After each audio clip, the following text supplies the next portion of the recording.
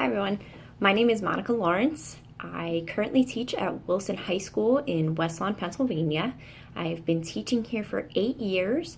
The past 7 years I was in a co-taught setting for learning support, and then this year I switched over to self-contained autistic support, which has been a lot of fun. Definitely different, but a lot of fun.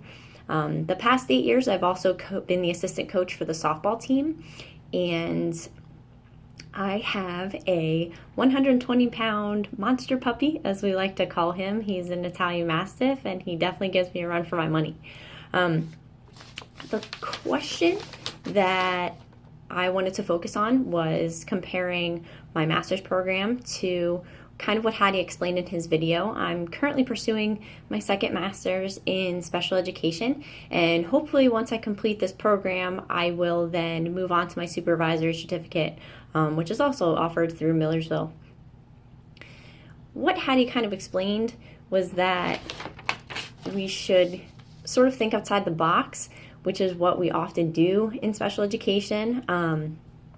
I don't have to really focus on scores or grades or the structure of the classroom or, what type of student I'm going to have, because I have to focus on each student as an individual, because ultimately their goal is to become a productive member of society and meet their goals so that they can transition from a school environment into the real world. We often want them to be able to live on their own and hold a job, which is often something that test scores can't tell you. So I liked that about Hattie's presentation because it kind of solidified our think outside the box mentality as a special educator, and it made things a little bit more clear in regards to what I do on a daily basis. I have taken an interest in autism spectrum disorders due to my new position and what I'm pursuing for my master's degree.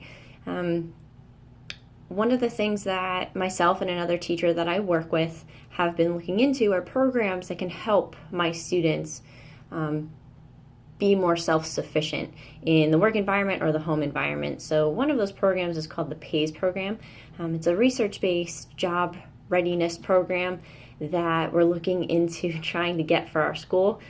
Unfortunately, it costs a lot of money, and it is something that we have to look into to see how it works at other schools.